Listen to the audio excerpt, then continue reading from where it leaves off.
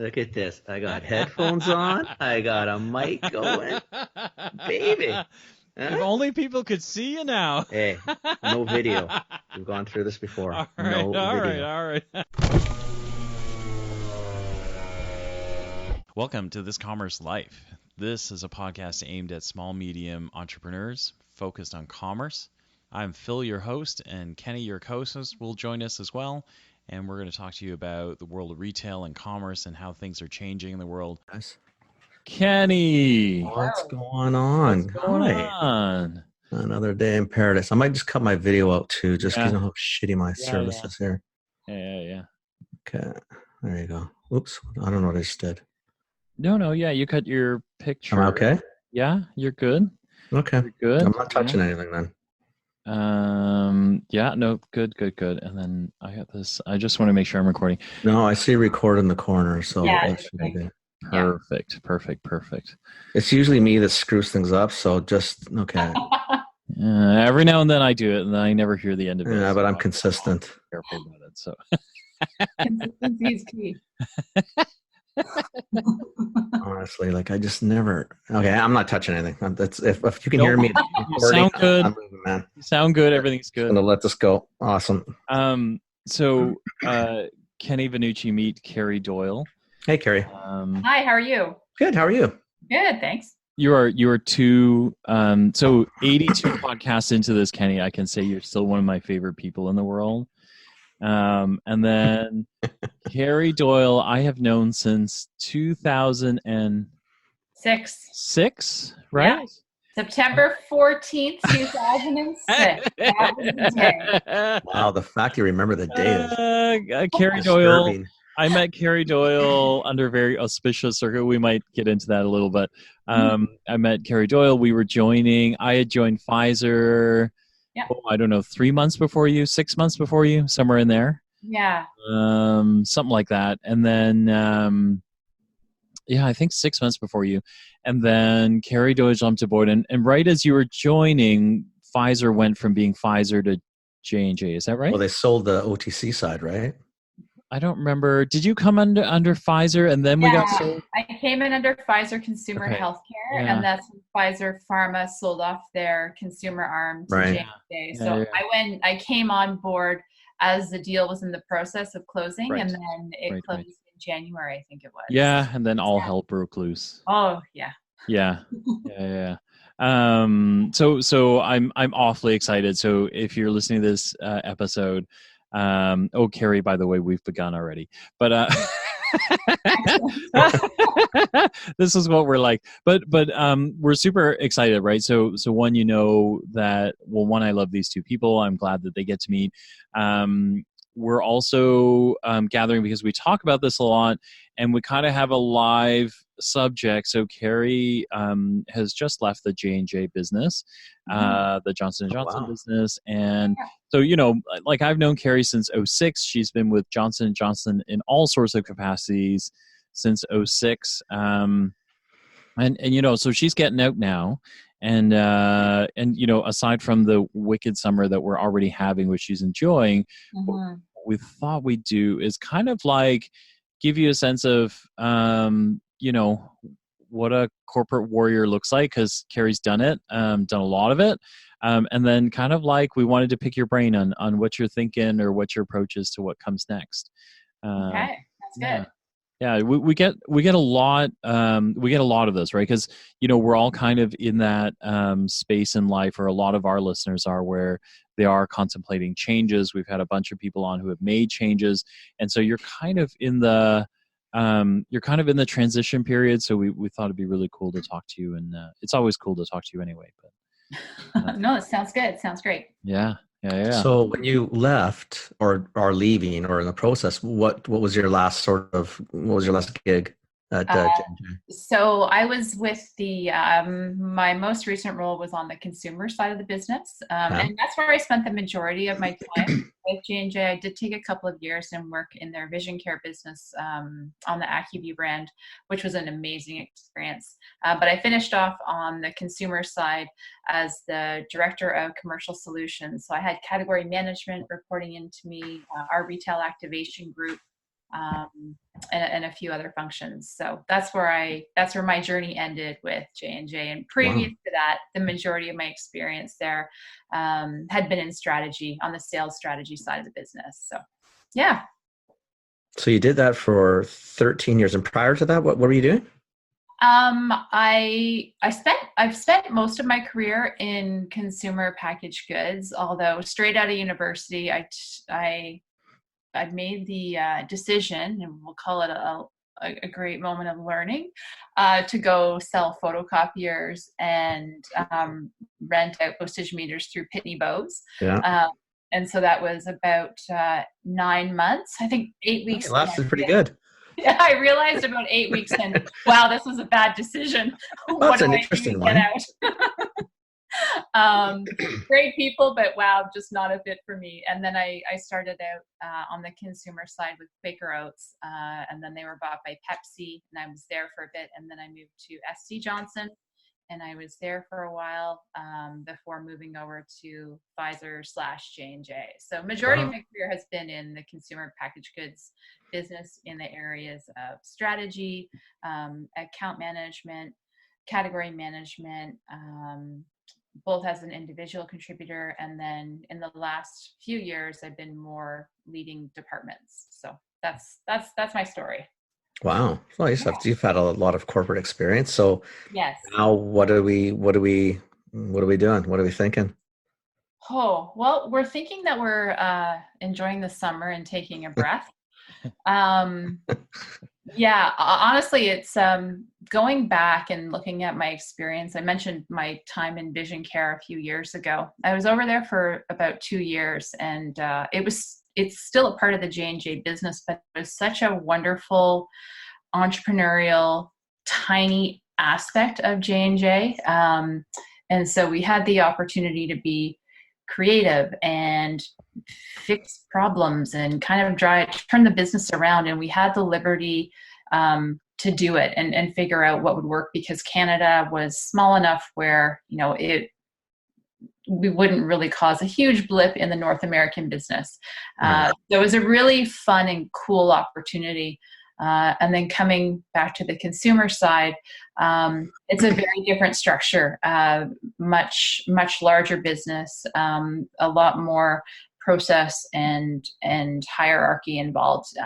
And I realized at that point that I really enjoyed that smaller nature, that smaller kind of setup where everyone's wearing lots of hats. So as I think about where to from here, I'm thinking it is going to be something in more of a smaller, more entrepreneurial space. But honestly, I don't know. I've got 2 young kids right now that I'm spending the summer with at home.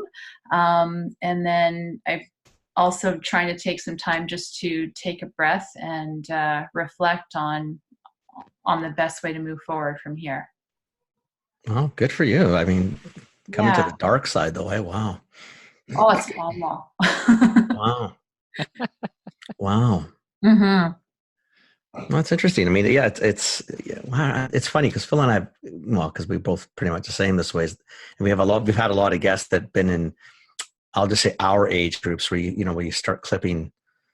Well, we don't know what you're clipping, but let's say you're clipping 40, and you do start making these funny changes where you go from pretty, stable to, I don't know, who knows?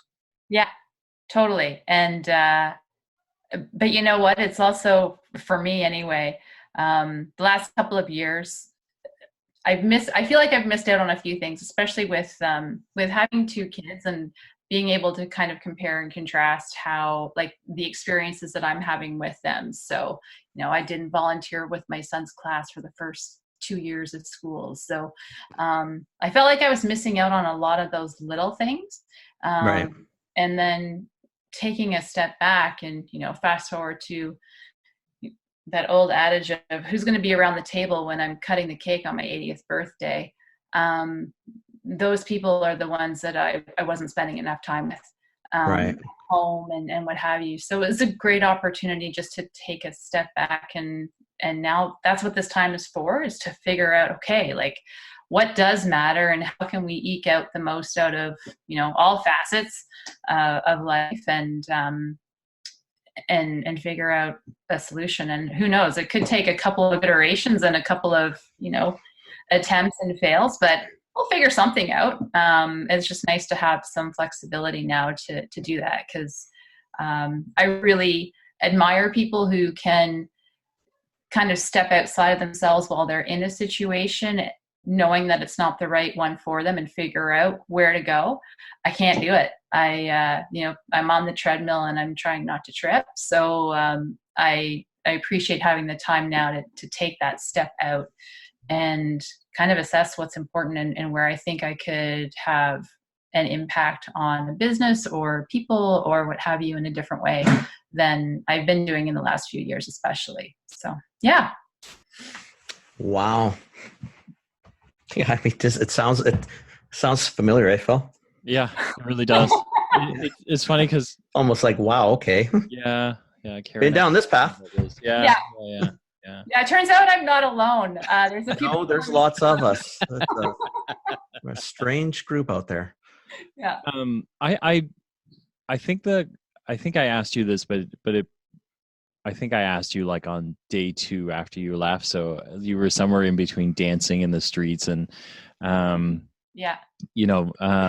but I guess I was curious about how you start to figure out like so you've got some really neat pieces, right? Because I think everyone goes through the life moments where you realize like there are important things that I've missed or that I could have missed, and that there are things coming up that I don't want to miss, right? So you kind of catalog those. Mm-hmm. How do you go about now thinking about, and it probably isn't a definitive answer because you're probably just forming it, but I wonder how you go about thinking about like what you like, what you love, how do you, have you started to think about like how you go about that and figuring out what, you know what I mean? Like, cause, you're pretty talented. And so you could easily go out and get a whole bunch of jobs that look pretty much the same as your last one or very close to it. Mm-hmm. And not miss a beat, right? You could step right back into it, in the next 6 months or so and not really worry about it. But how do you go about that? Like, how do you have something you're starting to do or? So it's a fantastic question. I wish I had a fantastic answer.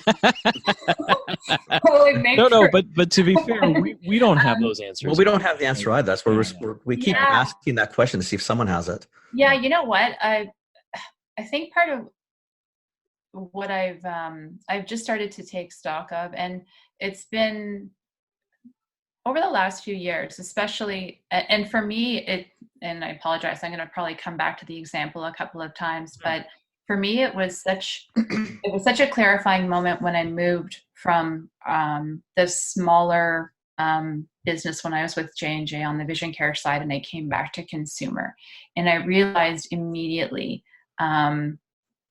just what I appreciated about that environment, and really trying to take stock of that, both like from an environment and environmental perspective, the impact that I could have on a client or potentially a patient, a couple steps removed from me, but just being really cognizant of what kind of impact I can have, especially in the smaller type of business, and really trying to almost take stock or take inventory of that, of wow, these are the things that really excite me.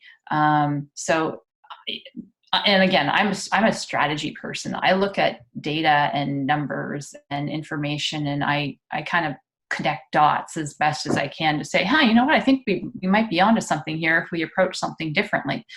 But being able to take that, I guess that skill, and then having the impact on a customer, and helping them grow their business, and an independent business owner, and seeing, the tangible impact. Like, it's really easy to see that tangible impact on their business, and then also how they're treating their patients. It's like there's a lot that I get from that. And so for me now, part of what I'm trying to take stock of is, okay, so what are those moments where I get a lot of energy? It takes a lot of effort and energy, but I get a lot out of it.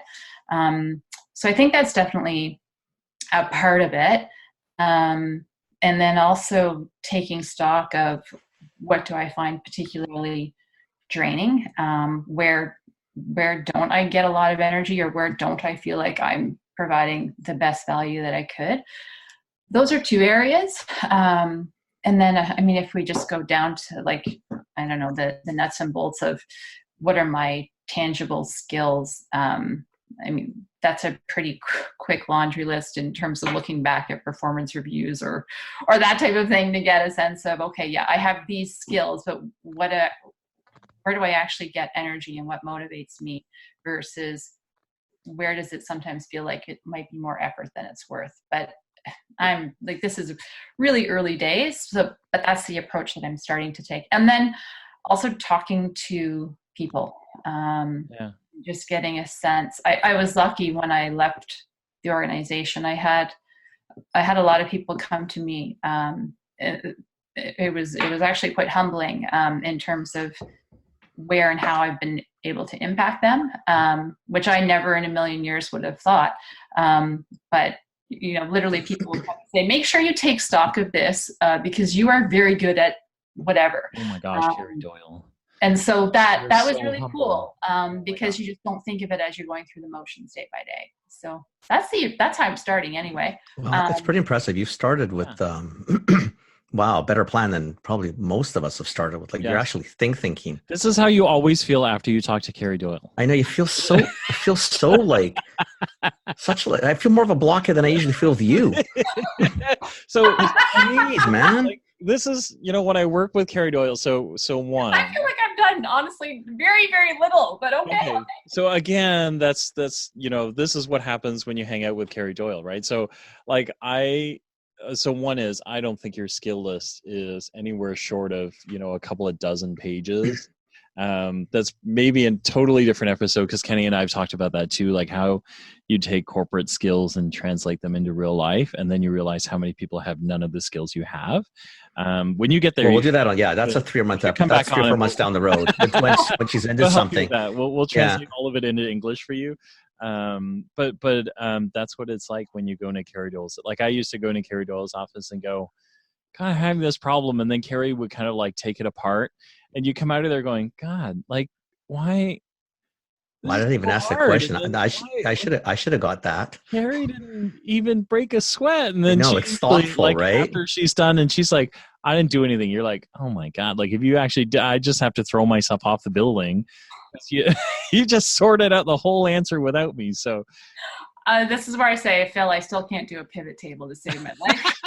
Oh, you'll learn that. That's no. On this side of the fence, you'll learn you outsource those where you can. So. Yeah, exactly. But no, your approach is thoughtful, right? You're.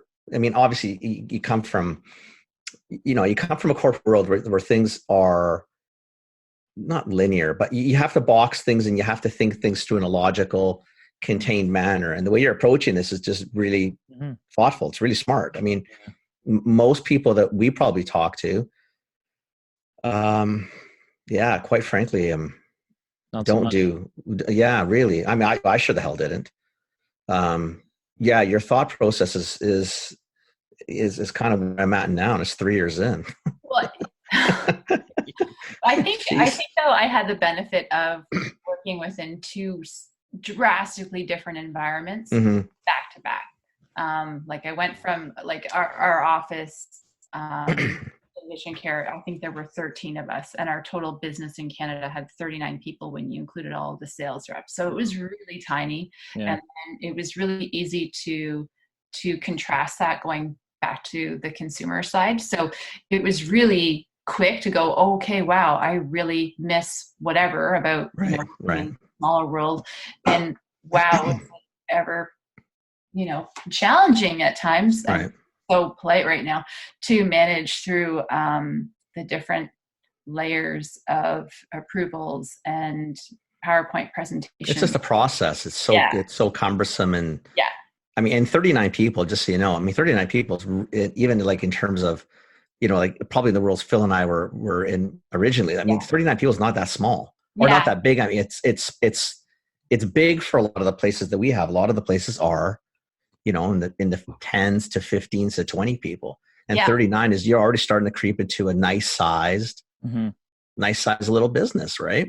Yeah, for Well, sure. like to your point, you can make a difference. Like you can have impact. That it's hard when you're a conglomerate or a company of 7,500 people, 30,000 people. I mean, what you do is important, but it's not as important. But it's a different outcome or a different result than when you're with 30 people. Right? Totally. The shit you do really matters at 30 people. Yes, 100%. And I think in some ways, the amount of effort that it takes to get something done with 39 people versus X thousands or hundreds or whatever can be so much quicker and painless to get through. Where you've to use the MacGyver example, you've got your Scotch tape and string, and you're cobbling together a solution and seeing if it sticks, and you just go and you do it. Versus situations where you've got greater infrastructure, more data, more information, more departments, more support, but it just makes it a lot more cumbersome and slower. Right. So it just takes forever. Yeah, for sure. That's a neat thing. I think a lot of people take a long time to get there. It's just for you to figure out that smaller is better for you. Do you know what I mean? Like, so a lot of people take a long time and cycle through lots of companies before they realize like that big. And then it's funny, I was talking to someone this week who really miss, I don't mean it like this, but they miss the comfort of like a big company. Do you know where there's structure, Phil? There's people. Structure. Like if you don't do something, the world doesn't shut down. If you do something well, it's good, and you can see the result. But if you don't do something, or if it goes a little sideways, it kind of gets lost in the shuffle. Yeah. Like when you're with these people, like that, especially what we're all talking about. I mean, if you make a sideways decision, man, you could really have a serious negative impact on a company. No different than if you really hit it out of the park, man. You can really hit it out of the park. Right? Yeah, totally. You got to be that person. You see, you sound like the fact you like the eye care side more because it's more entrepreneurial. That to me is really more of what the entrepreneur is. I think it's tough to be a really, there are cases, so this is going to be very generalized, but it's tougher to be a really impactful entrepreneur when the size gets so large. Mm-hmm. Right? Unless you could do like a Jobs and you can kind of, you can detach yourself from all the bullshit and still focus on the cool shit. But you got, that's, now you're into a, $100 billion company, normal company. You can't do that. You can't. No, it doesn't allow for it. It's not meant to do that. It doesn't get it. Yeah. No, maybe for the survival for it. I don't know. Yeah. I think the other thing too, within, the industry as well, particularly in the last 5 or 10 years, there's just been, and particularly in Canada in the last 5 years, there's been a lot of change, particularly with e-com and Amazon, and the large organizations are having to figure out how to survive and thrive within that, and it's driving a lot of challenge and I guess not tension, potentially tension. Can't think of another word at the moment, but around how do you structure, how do you set yourselves up so you can be nimble the way some of these new customers are within this bigger, more complex model. And I think one of the things that was really telling for me, or that I was able to see, is that we would reiterate our structure, or our structure, our roles, and we just assess it and make some changes each year. So we didn't give a chance for things to stick. And I do wonder if that's something that a lot of the larger organizations are going through right now, as we have smaller and more nimble, just more agile customers, as well as consumers, and just their needs are changing. And how do we keep up with that? That drives, if you go upstream back to the big organizations, how do they tap dance around that, or position appropriately for that? I don't think it's built into it. I think it's almost near impossible. A big ship takes longer to stop and longer to turn. Totally. That's just nature of the beast. Now, that's not to say that they can't, Mm-hmm. but it's a lot more difficult to turn a 100,000 employee company than it is 100. Totally. Right? It's not meant to turn that way. Yeah. Right? And the challenge they have, or the pressures that they're all going through, is that the Amazons and the Ubers and whomever are just putting intense pressure because they are changing it, and pretty quickly. Mm-hmm. And then the guys behind them are going to scare the shit out of them too. I mean, Amazon's not the end all be all. There will be another Amazon. There will be another Uber. And they're going to cause as much grief to these guys as they cause to the guys, ahead of them. Yeah, for sure. But it's just trying to figure out how to move it. And I don't know. I don't know how big companies are going to do it. And our country has changed. You're right. There's been a lot of consolidation on vendor side. There's been a lot of consolidation on retail side. There's been a lot of consolidation on the sales side, on the marketing side, agencies. There's been a lot of move to less people, bigger. And now it feels like it's almost wanting to go the other way. That's I guess Phil and I understand what you're doing, because we did it, and probably for similar reasons. Mm-hmm. It almost feels 10 years ago, you wouldn't go into boutique because it's almost like, because you couldn't make it in the big world. Right. And today you're looking at thinking, shit, if I don't get into boutique, there's going to be nothing left of the big world. Yeah. Right. And it feels, maybe this is perception because it makes you feel better, but the dinosaurs stay in the big, and all the cool guys want to go into the small. That just might justify the fact of why you do things. I mean, it's probably my case. I just want to make sure that I didn't make a bad decision. So I'll make it work. I have been known to do that. Like I can justify my world. So I walk up. Yeah, I was right. I love it.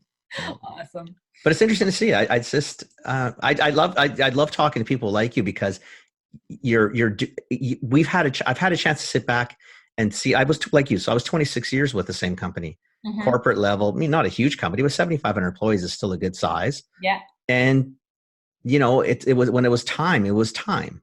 Yeah. Not much of a plan, not much of a thought. Just finally said, shit, just do it. Mm-hmm. What's worst case? Go to work anywhere. Go to work as a barista. Go to work as a jam. And work is not the issue. Like, finding employment wasn't going to be the issue, but you got to get past that fear. Yeah. Well, yeah, and I know for me it was not fear so much, but for me it was the initial realization where I had the that blink moment, or that slap in the face moment, where I remember last year I was in the car and I was talking to someone, and they said, "Oh, I don't know how I'm going to make it another 10 years in this." And I thought to myself, 10 years, I don't know how I'm going to make it to June. And it was that moment where it just kind of rocked me. It was like, okay, you know what?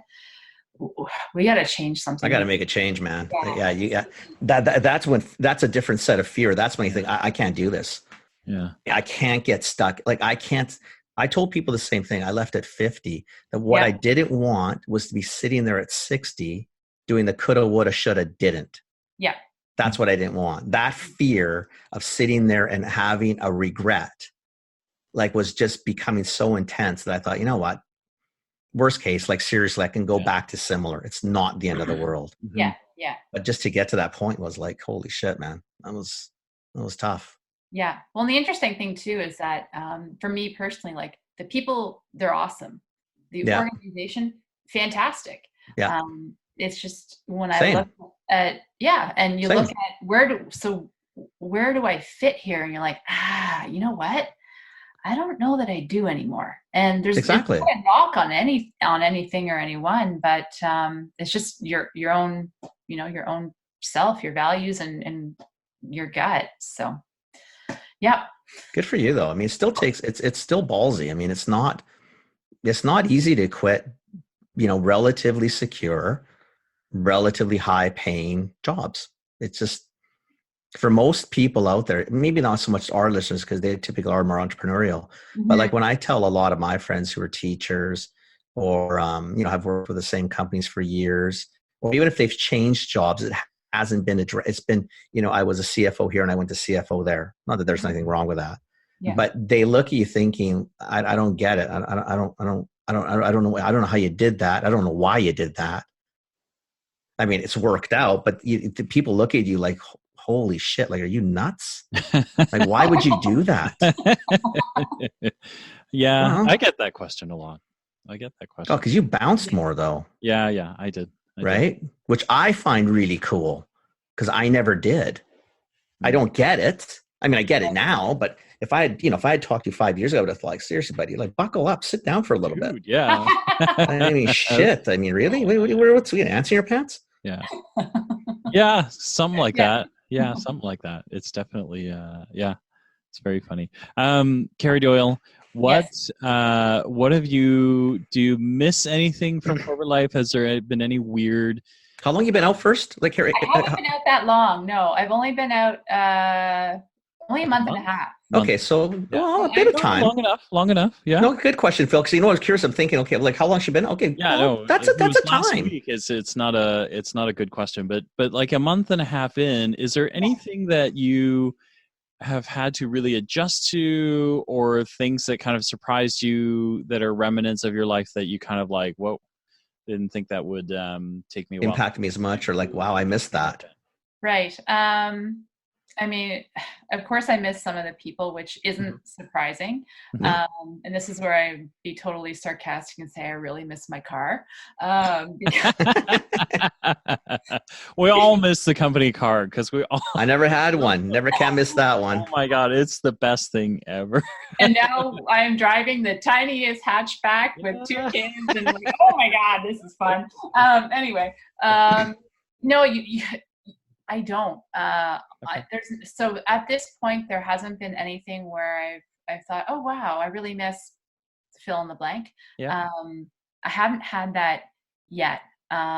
But I've also, like, I'm taking the summer off. Like, that's the decision that we made, is that I'm taking the summer, spending it with the kids. So I'm still, like, I think I'm kind of in my honeymoon phase still, where I don't know how hard it's going to be for me to figure out what I want to do and then being able to actually do it. I don't even know you, and I know that's going to be an easy one. Yeah, right.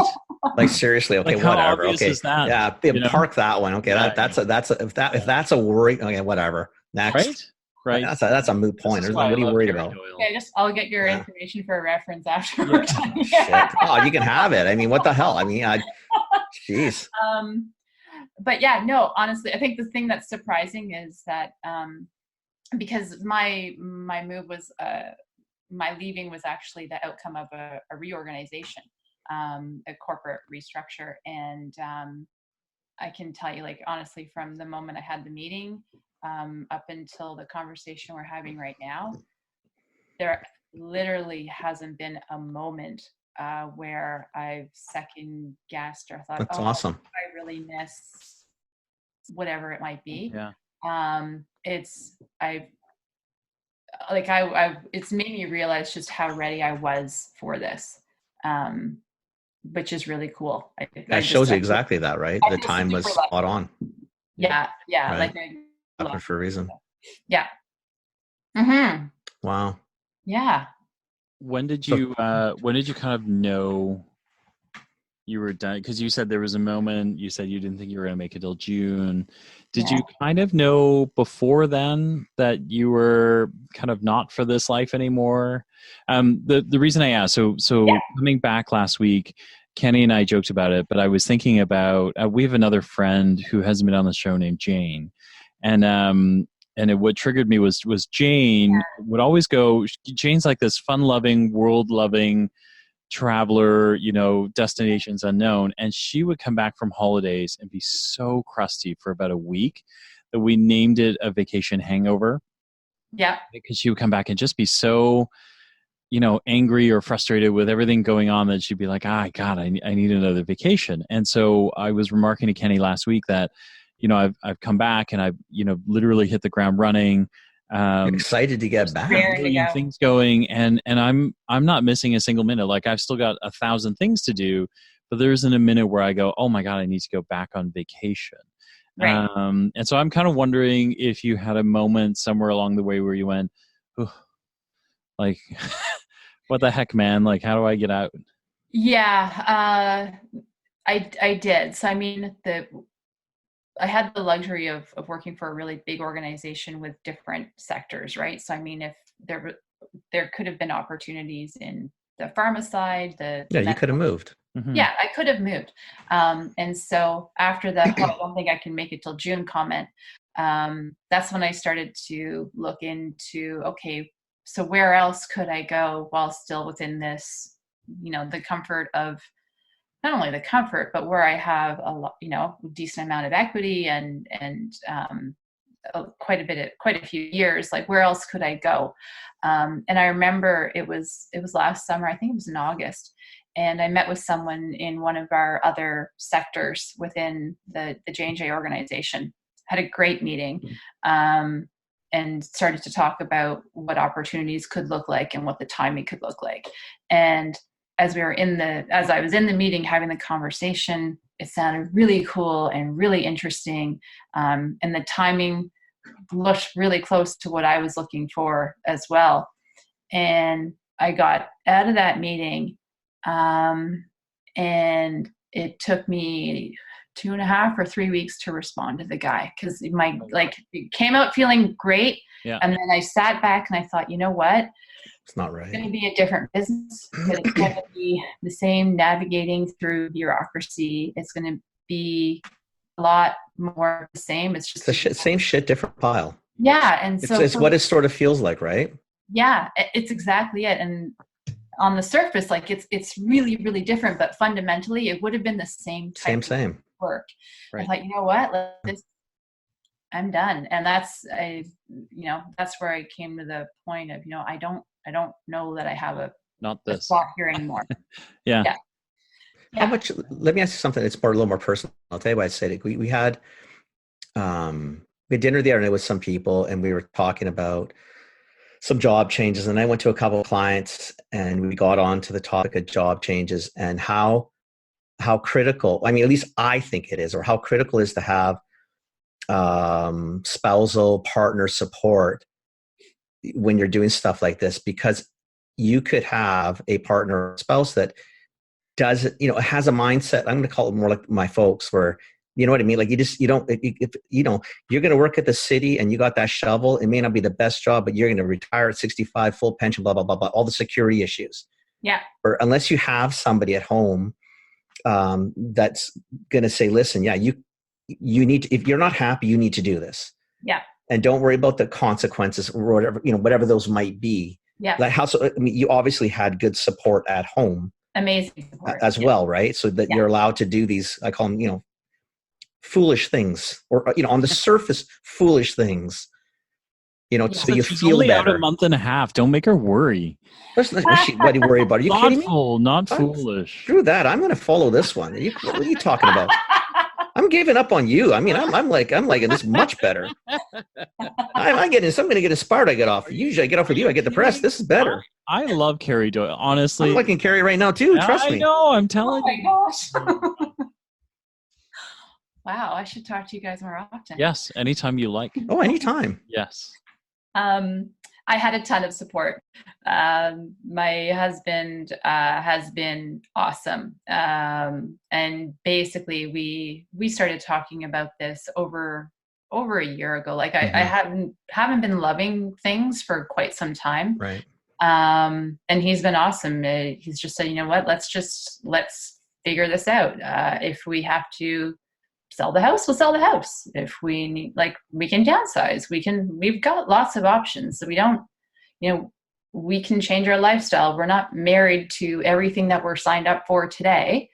Let's figure out what it is that, you really want to do, and let's make it happen, and we'll figure out the rest. It's awesome, all right? Stuff that we can figure out. So let's just, figure out step one, and then the other pieces will come. Right. So that's awesome, because it does make it a lot. I know a lot of people are probably stuck in spots, and it's because of what we're talking about now. They just, it's too much for, it's too much for the other person. Yeah. And it's a package deal, right? I mean, if you're married or living with somebody, and your partner, you gotta, unless you're going to break the partnership up. I mean, it's part of it, right? You gotta be able to go in this together and understand that, listen, nothing works out perfectly on, Oh, on that's good. at that time, and that's okay. So you got to be able to take some hits and some knocks, and then it goes. But Yeah. it's the support structure. It's funny because we just had this conversation, and there's a couple people I just know that it's the support structure that's going to keep them in these places till retirement. Right. And I don't think they're going to have a lack of regret. I really don't. I think that's the saddest part is they're going to come to the end and it's going to be, I wish I had. Right. Right. It's just a shitty way to go through life. Yeah. Get one crack at this game. Well, and that's just it too, right? Like life is too short. And I think we're also at an age where you're seeing some people, things get cut short too quickly for some people. And it's again, it's one of those slaps in the face that you need to just kind of get through to go, okay, wait a second. What is actually important? What's really important here? Yeah, like the really nice company car. Do I miss it? Of course I miss it. It was a great car, but it's a car. Exactly. It's an A to B, and really, who cares at the end of the day? Whatever.